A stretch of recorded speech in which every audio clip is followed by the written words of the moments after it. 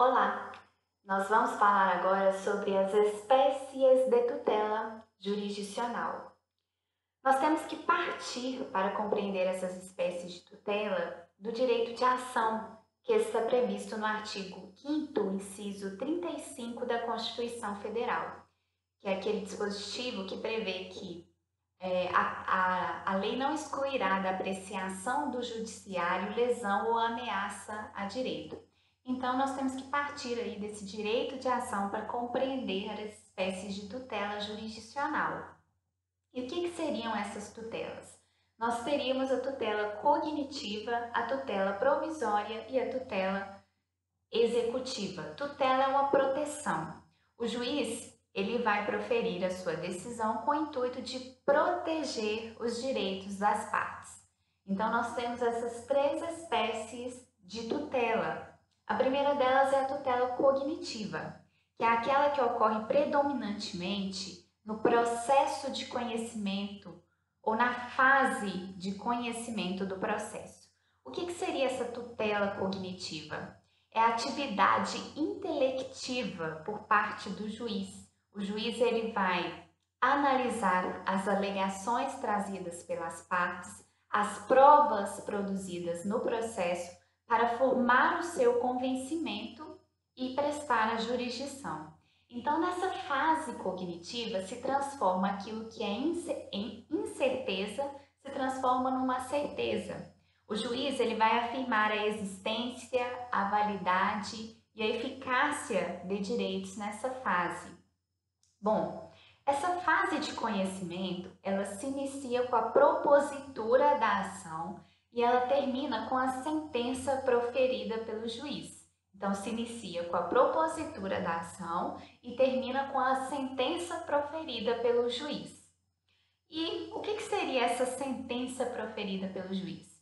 O parágrafo 1º do artigo 203 do nosso CPC, ele fala o seguinte: ressalvadas as disposições expressas nos procedimentos especiais, sentença é o pronunciamento por meio do qual o juiz, com fundamento nos artigos 485 e 487, põe fim à fase cognitiva do procedimento comum, bem como extingue a execução. Então, a sentença é o pronunciamento por meio do qual o juiz põe fim à fase cognitiva. Então, o fim da fase cognitiva ocorre com a sentença proferida pelo juiz. Nós podemos afirmar que a sentença é uma tutela cognitiva, é uma tutela definitiva. Então, a sentença ela é uma tutela definitiva, obtida a partir de uma cognição exauriente por parte do juiz. Por que é uma tutela definitiva, obtida a partir de uma cognição exauriente? Porque o juiz põe fim a essa fase por meio da sentença, e essa cognição ela é exauriente, ela é plena, ela é completa, porque o juiz ele tomou conhecimento de todas as alegações, de todas as provas, de tudo aquilo que consta do processo para formar o seu convencimento. Então, a sentença ela é definitiva, ela põe fim a essa fase de conhecimento e ela é obtida por meio de um juízo de cognição exauriente. Por que exauriente? Porque o juiz, ele teve acesso, ele conheceu todas as alegações e todas as provas produzidas no processo. Então, é produzido um juízo de certeza jurídica. Nisso consiste, a sentença, que se trata de uma tutela, então, definitiva, obtida por um juízo de cognição exauriente. Obtém-se a partir daí um juízo de certeza jurídica. Então, nós temos a sentença como tutela definitiva. Tutela definitiva. Mas nós temos também tutelas que são provisórias. Tutelas que são provisórias. São tutelas concedidas pelo juiz antes do final do processo. Então, quando há uma tutela concedida pelo juiz antes do final do processo, nós temos uma tutela provisória, concedida pelo juiz antes do final do processo.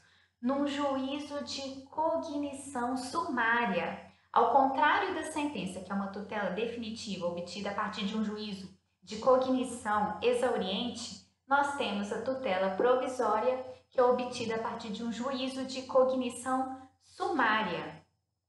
Como o processo ainda não se findou, né, não ocorreu o final do processo, ainda não estamos no final do processo, o juiz ele ainda não teve acesso a tudo aquilo, né, que ainda algumas alegações e provas ainda podem vir a ser produzidas no âmbito do processo.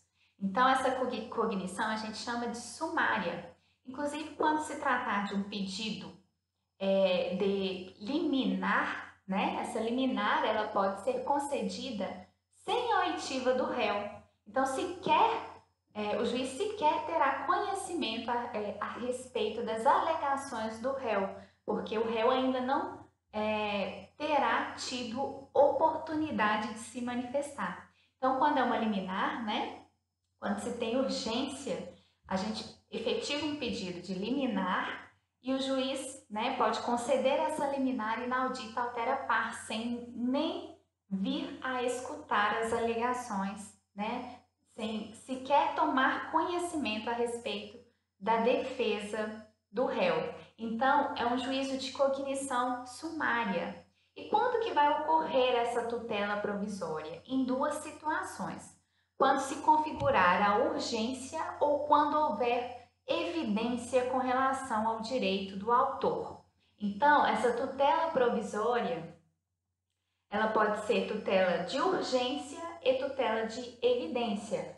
Ela vai ser concedida quando houver urgência ou quando não houver dúvidas com relação ao direito do autor, quando houver uma certa evidência com relação ao direito do autor.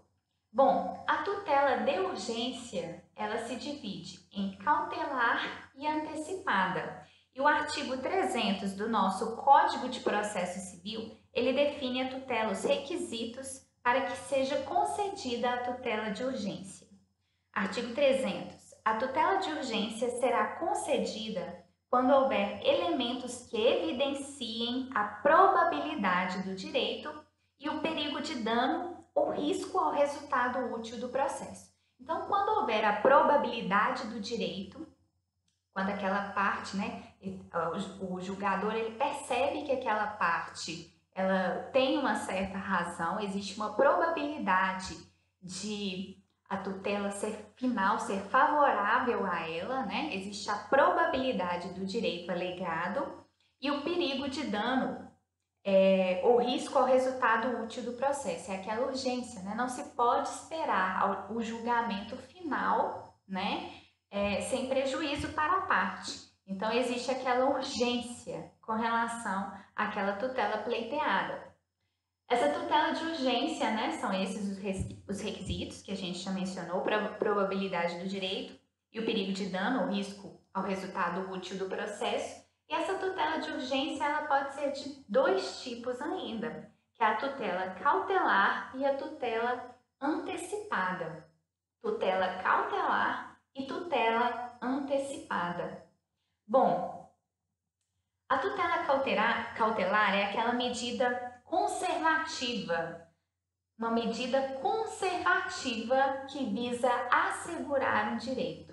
Então, a tutela cautelar é uma medida conservativa que tem o objetivo de assegurar um direito, né? Por exemplo, eu ajuizo uma ação contra uma determinada pessoa que deve me pagar uma quantia e essa pessoa está dilapidando o seu patrimônio. Então, eu vou requerer uma medida conservativa para assegurar o meu direito. Eu posso solicitar o bloqueio dos bens desse devedor. Se estiver em discussão a propriedade de um determinado imóvel ou de um determinado bem e esse bem está nas mãos, né, na posse da parte ré, eu posso solicitar o sequestro, que também se configura aí, no caso, uma tutela cautelar, né? Então, são aquelas medidas que visam assegurar o direito, que visam conservar, são medidas conservativas. E eu tenho também a tutela antecipada. Essa tutela antecipada, por meio dela, eu vou pleitear a antecipação daquela tutela definitiva pleiteada no processo. Então, eu vou buscar dar eficácia imediata àquela tutela definitiva. Bom, por exemplo, uma ação de alimentos, né? Eu não posso esperar até o final do processo em virtude do caráter dos alimentos e da necessidade do alimentando, né? Então, eu vou pedir aí a antecipação da tutela para que esses alimentos sejam prestados de forma imediata. Então, nisso consiste a tutela de urgência nessa modalidade aqui, antecipada. E ao lado da tutela de urgência, nós temos a tutela de evidência, que é aquela em que se tem a evidência com relação ao direito da parte autora. E as possibilidades de tutela de evidência, elas estão disciplinadas no artigo 311 do Código de Processo Civil. Então, lá no artigo 311, a gente consegue perceber que essas hipóteses não têm nada a ver com aquela situação de urgência. Elas não demandam a configuração desse requisito, que seria a urgência. Porque ela se funda numa probabilidade, numa evidência, não numa probabilidade, numa evidência do direito da parte autora. Por exemplo, pedidos fundados em precedentes ou súmulas vinculantes, quando o réu está praticando algum abuso do direito de defesa, né, resistindo apenas para protelar, casos de provas literais, não há dúvida fundada em sentido contrário. Então, a gente percebe que essas hipóteses elencadas no artigo 311 do CPC, elas trazem situações em que existe uma evidência com relação ao direito do autor, ao direito da parte autora.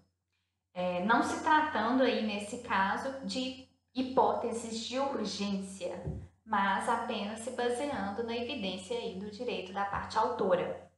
Bom, no CPC de 73, no Código de Processo Civil anterior, nós tínhamos tutela cognitiva, tutela cautelar, era outra espécie de tutela, e tutela executiva. Então, a gente colocou dessa forma aqui para demonstrar onde se encontra agora a tutela cautelar. Ela está dentro das tutelas provisórias e é uma tutela de urgência, ok? Bom, e nós temos também a tutela executiva. Em que consiste essa tutela executiva? Aqui na tutela cognitiva, nós temos aquela fase intelectiva, aquela atividade intelectiva exercida pelo juiz. Mas a gente sabe que não é suficiente, né, essa atividade intelectiva, porque muitas vezes os resultados, eles não são obtidos pelos jurisdicionados como decorrência de uma atuação voluntária do obrigado. Então, quando a parte obrigada ela não cumpre voluntariamente a sua obrigação, nós precisamos buscar aí a tutela executiva, né? Na fase cognitiva, nós temos a atividade intelectiva do juiz. Aqui, nós temos um direito já certificado nessa fase executiva e serão praticados atos concretos, né? Atos que vão dar concretude àquela tutela obtida na fase cognitiva. Aquela tutela já certa, aquele direito já certificado. Então, muitas vezes aí serão necessários atos de coerção, porque o obrigado não cumpriu a sua obrigação de forma voluntária. Então, a gente busca aí a tutela executiva, que se trata de dar efetividade àquele direito consubstanciado num título executivo. Esse título executivo, ele pode ser judicial ou extrajudicial. Então, nessa tutela executiva, neste momento, nós vamos buscar dar efetividade àquele direito consubstanciado num título executivo ou num título executivo judicial ou num título executivo extrajudicial. Esse título executivo judicial, a gente tem as hipóteses elencadas lá no artigo 515 do Código de Processo Civil. O que são esses títulos executivos judiciais? A maioria desses títulos se origina de uma sentença. Então, eu tenho uma sentença, né, que certifica o direito, que é o resultado daquela fase intelectiva em que o juiz vai conhecer as alegações, vai conhecer as provas para poder proferir a sentença e essa sentença, a partir do momento em que ela transita em julgado, em que decorre o prazo para recursos, né? Nós temos aí uma sentença que transita em julgado. E essa sentença que transita em julgado, ela é um título executivo judicial. A maioria dos títulos executivos judiciais se originam das sentenças. Então, quando eu termino, né, essa fase de conhecimento, caso a parte ré ela não cumpra de forma voluntária a obrigação, inicia-se uma nova fase. No caso dos títulos executivos judiciais, essa fase vai se denominar cumprimento de sentença. Então, essa fase se denomina cumprimento de sentença. Mas eu tenho também títulos executivos extrajudiciais, que estão elencados lá no artigo 784 do Código de Processo Civil. São aqueles títulos produzidos fora do processo jurisdicional. A lei confere a eles força executiva de imediato. Eu não preciso daquela fase de cognição. Esses títulos já têm força executiva de forma imediata. Então, por exemplo, no caso de um cheque, de uma nota promissória, de uma duplicata, nós temos aí títulos executivos extrajudiciais. E eles já vão estar revestidos aí da certeza, liquidez e exigibilidade sem que seja necessária aquela fase de cognição. Então, eu vou entrar nesse caso aqui dos títulos extrajudiciais com um processo de execução. Já se iniciam diretamente esses atos executivos, esses atos de coerção. A gente está falando aqui a todo momento que essa tutela executiva ocorre quando não há o cumprimento da obrigação de forma voluntária pelo obrigado e fazendo-se necessário o quê? Que se adote meios coercitivos, né? E essa coerção no âmbito da tutela executiva, ela pode ocorrer de várias formas, né? Como, por exemplo, por meio da expropriação de bens, que é quando se vai transferir bens do patrimônio do executado para o cumprimento daquela obrigação, por meio da imposição de multa, por meio da expedição de um mandado de busca e apreensão. Então, nesses casos em que se faz necessária a tutela executiva, o juiz ele vai utilizar de meios coercitivos, porque o obrigado ele não cumpriu de forma espontânea aquela obrigação. Bom, com relação às espécies de tutela jurisdicional, nós temos essas aqui e ficamos por aqui com esse assunto, ok? Temos essas 3 tutelas que são decorrentes do direito de ação e que possuem, né, esses desdobramentos já vistos por nós. Então, encerramos aqui mais esse conteúdo. Muito obrigada!